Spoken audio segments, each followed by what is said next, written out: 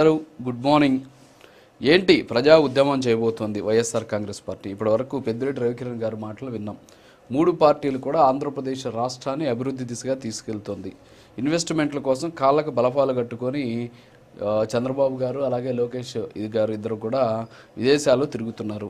మరి గతంలో కూడా జగన్మోహన్ రెడ్డి గారు కూడా ఆయన కూడా యువనాయకుడే, అంతేకాకుండా ఆయన కూడా పారిశ్రామికవేత్తే. మరి ఆయన ఎందుకు చేయలేకపోయాడు, వీళ్ళు చేస్తుంటే ఎందుకు అడ్డుకుంటున్నారు అనేటటువంటి ప్రశ్న వాళ్ళు అడుగుతున్నారు. ఆన్సర్ ఉందా మీ దగ్గర?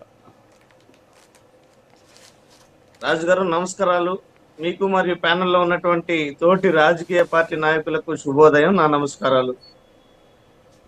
ముందుగా పెద్దిరెడ్డి రవికిరణ్ గారు సుదీర్ఘమైనటువంటి ప్రసంగం చేస్తూ జగన్మోహన్ రెడ్డి గారు ఏం చేశారు, జగన్మోహన్ రెడ్డి గారికి చేత కాలేదు, ఈ రోజు డబుల్ ఇంజన్ సర్కార్ అంట. డబుల్ ఇంజన్ అంటే వెనక్కి పోతుందా ముందుకు పోతుందా తెలియని ఇంజిన్ అనమాట అది. సో డబుల్ ఇంజన్ సర్కార్తో మేము ముందుకు వెళ్ళిపోతున్నాము. ఈ రోజు రాష్ట్రం సస్యశ్యామలం అయిపోయి అభివృద్ధి వైపు పరుగులు కాదు రన్నింగ్ చేస్తున్నాము, మార్తం చేస్తున్నాం, రేస్ చేస్తున్నాం అనే లెక్కలో మాట్లాడుతున్నారు. మరి 2014-19లో ఇదే చంద్రబాబు నాయుడు గారు అధికారంలో ఉన్నారు, మూడోసారి ముఖ్యమంత్రిగా ఉన్నారు. ఆ రోజు భారతీయ జనతా పార్టీ పూర్తి మద్దతునింది. 16 లక్షల కోట్ల పెట్టుబడులు తీసుకొచ్చామని పార్ట్నర్షిప్ సమ్మిట్లు విశాఖలో ఏర్పాటు చేసి క్షేత్రస్థాయిలో ఎంత మేర అవన్నీ కూడా ఒప్పందాలు రుజువయ్యాయో చెప్పగలరా గుండె మీద చెయ్యేసుకొని? ఈ రోజు జగన్మోహన్ రెడ్డి గారు ఏం చేశారు, జగన్మోహన్ రెడ్డి గారు ఏం చేశారని పెద్దిరెడ్డి రవికిరణ్ గారు అన్నారు. అయ్యా 3 పర్యాయాలు గతంలో ముఖ్యమంత్రిగా చేసిన వ్యక్తి చేయలేనటువంటి ప్రభుత్వం మెడికల్ కాలేజీలు తీసుకొచ్చిన ఘనత జగన్మోహన్ రెడ్డిది. పోర్టులు, ఫిషింగ్ హార్బర్లను తీసుకొచ్చినటువంటి ఘనత జగన్మోహన్ రెడ్డి గారిది. మరి నిన్న మీరు గొప్పగా ఓపెన్ చేస్తామని చెప్పుకునేటువంటి భోగాపురం ఎయిర్పోర్ట్ పునాది వేసింది జగన్మోహన్ రెడ్డి గారు. నిన్నటికి నిన్న మీరు కాకినాడ సెజ్జు భూబాధితులకి భూ పంపిణీ చేస్తున్నామనేసి మాట్లాడినటువంటి ఆ సెజ్జు భూబాధితుల సమస్యల పరిష్కారాన్ని దిశగా అడుగులేయించింది జగన్మోహన్ రెడ్డి గారు. మరి విశాఖలో మీరు చూశారు, ఏనాడైనా చంద్రబాబు నాయుడు గారి చరిత్రలో పారిశ్రామిక దిగ్గజాలైనటువంటి అంబానీ లాంటి వ్యక్తులు, అదానీ లాంటి వ్యక్తులు పెట్టుబడులు పెట్టడానికి పెట్టుబడుల సదస్సుకి వచ్చినటువంటి చరిత్ర ఉందా? మీరు కాళ్ళకి బలపాలు కట్టుకొని తిరిగి గీతలు గీసేది కాదు, దానికి పెట్టుబడులు వరదలా తీసుకొచ్చినటువంటి ఘనత జగన్మోహన్ రెడ్డి గారిది. మీరు సింగపూర్ టూర్లు, ఆస్ట్రేలియా టూర్లు, దావోస్ టూర్లు, దుబాయ్, అయ్యా మీరు దావోస్కి వెళ్ళి తీసుకొచ్చిన పెట్టుబడులు 0, సింగపూర్కి వెళ్ళి తీసుకొచ్చిన పెట్టుబడులు 0, దుబాయ్కి వెళ్ళి తీసుకొచ్చినటువంటి పెట్టుబడులు 0, ఈ రోజు ఆస్ట్రేలియా నుంచి వచ్చేటువంటి పెట్టుబడులు 0. ఎందుకు ప్రజాధనం దుర్వినియోగం? ఈ మాదిరి తిరగడానికా మీకు అధికార దర్పం? ఏం సాధించారని? ఈరోజు వరదలతో అతలాకుతలం అవుతుంటే ప్రభుత్వం పట్టించుకోవడం లేదు, గాలి కొదిలేసింది ప్రజా భద్రతను. నిన్నటికి నిన్న ఒక 8వ తరగతి బాలిక పట్ల ఏ రకంగా తెలుగుదేశం పార్టీ నాయకుడు చేసినటువంటి అఘాయిత్యం వెలుగులోకి వచ్చింది. వీళ్ళు ఏదైనా మాట్లాడితే కుల రాజకీయాలా? ఏం జరిగిందో కందుకూరులో తెలుసా మీకు?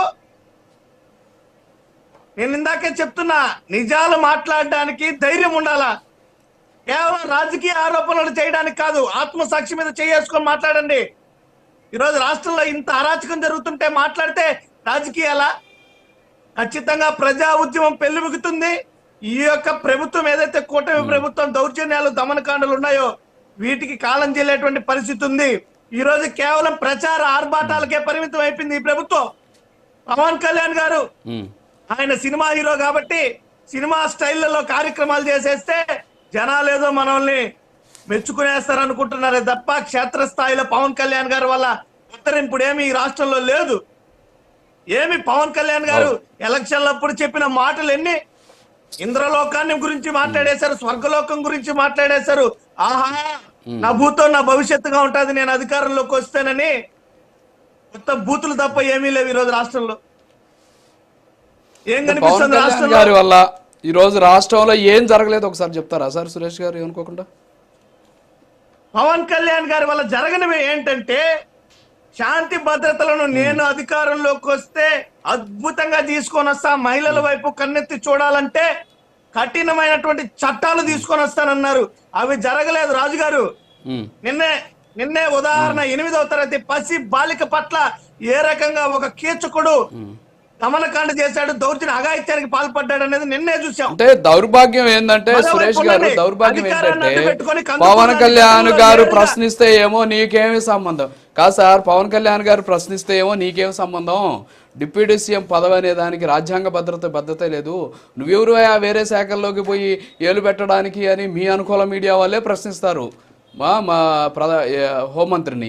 మీరే మీ రాష్ట్ర అధికార ప్రతినిధి అయినటువంటి శ్యామల గారు పవన్ కళ్యాణ్ ఎక్కడ పడుకో ఉన్నాడు రాష్ట్రంలో శాంతి భద్రత లేకపోతే అని మీరే అంటారు. అసలు పవన్ కళ్యాణ్ గారి పదవి ఏంటి, పవన్ కళ్యాణ్ గారు ఏం పనులు చేయాలనేది మీరు చెప్తారా? నేను చిన్న ఎగ్జాంపుల్, కరెక్టే పవన్ కళ్యాణ్ గారు సినిమా స్టైల్లో చేస్తున్నారు, కరెక్టే. ఆయన ఇప్పుడు మన డిఎస్పీ గారు ఎవరి గురించి ఆయన మాట్లాడారు, భీమవరం డిఎస్పీ గారి గురించి. తప్పు చేశారు పవన్ కళ్యాణ్ గారు. యాక్చువల్గా ఆయనకి ఎంపీ సీట్ను ప్రకటించి ఉండాలి. యాక్చువల్గా అయితే అలాంటి పోలీస్ అధికారులకి ఎంపీ సీట్లు ఇస్తారనమాట మామూలుగా ఇన్ జనరల్గా. గతంలో మనం చూస్తే ఏం చేస్తే ఎంపీ సీట్లు ఇచ్చారు కూడా మనం చూసాం. సో అలా కాకుండా ఆయన విచారణకు ఆదేశించారు కదా, సో అది రాంగ్ అనమాట. ఆయన డిప్యూటీ సీఎం, ఆయనకి రాజ్యాంగ భద్రత లేని పదవిలో ఉన్నాడు అనమాట. రాజ్యాంగ బద్ధం కాని పదవిలో ఆయన ఉన్నారు కాబట్టి ఆయన శాఖలు ఆయన చూసుకోకుండా వేరే శాఖలో ఏలు పెట్టకూడదు. ఒకవేళ పెట్టకపోతే ఎందుకు పెట్టలేదని మీరు అడుగుతారు. క్లారిటీ ఉందా అసలు మీ పార్టీకి దీని మీద? కాదు రాజు గారు, మళ్ళీ మీరే చెప్తారు ఏమన్నా మేము మాట్లాడతామని. ఆయన శాఖల్లో ఆయన పట్టించుకోవడం లేదు, పక్క శాఖలో ఏలు పెడుతున్నారు అనేసి మీరే అంటున్నారు. ఏం పట్టించుకోవట్లేదు, ఆయన శాఖలు పట్టించుకోవట్లేదని నేను అనలేదు. సారీ, ఆయన మీరు అంటున్నారు సార్, నేను అనలేదు. ఆయన శాఖలు పట్టించుకోలేదు నేను అనట్లే. పంచాయతీలకు వెళ్ళి చూడండి గతంలో మన పరిస్థితి ఏంటి, ఇప్పుడు ఈ పరిస్థితి ఏంటి. పంచాయతీలో సర్పంచులు గతంలో ఎలా ఉన్నారు, ఈ రోజు ఎలా ఉన్నారు. బ్లీచింగ్ పౌడర్ కోసం అప్పులు చేసినటువంటి అప్పులు లెక్కలు గతంలో చూడండి, ఇప్పుడు ఉన్నటువంటి పరిస్థితులు చూడండి. అప్పుడు వచ్చిన నిధులు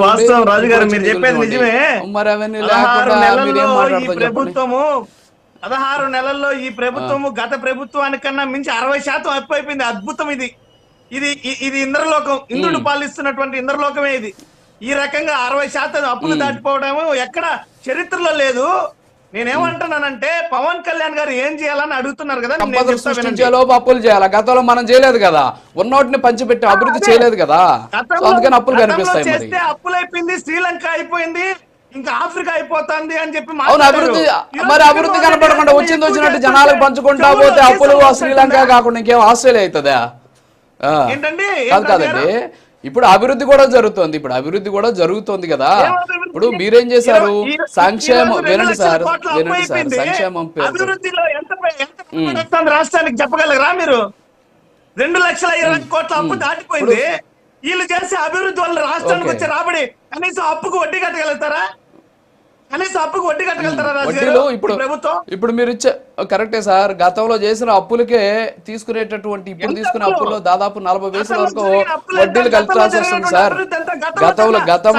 గతంలో తీసుకున్న అప్పులకి రూపాయి రాబడిలో 40 పైసలు పోకడ చూస్తే మనం అప్పులకి వడ్డీలు కట్టడానికే సరిపోతుంది. సరే వస్తాను, మళ్ళీ వస్తాం మీ దగ్గరికి.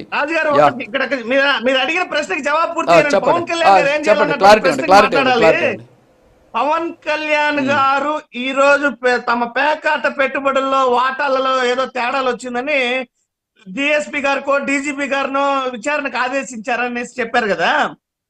కనీసం ఒక పత్రికా ప్రకటన ఇచ్చారా? కందుకూరు లాంటి ఘటనలో కుల రాజకీయం చేయాల్సిన పనిలే, ఇలాంటి అమానవీయమైనటువంటి ఘటన జరగకూడదు అని ఒక లెటర్ విడుదల చేశారా? పోనీ నిన్న తుని పసి బాలిక విషయంలో ఏమైనా ఒక లెటర్ విడుదల చేశారా?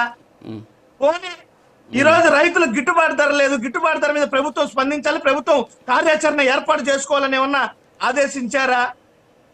విద్యార్థులకి యువతకి జరుగుతున్నటువంటి అన్యాయాలపైన ఏమన్నా స్పందిస్తున్నారా?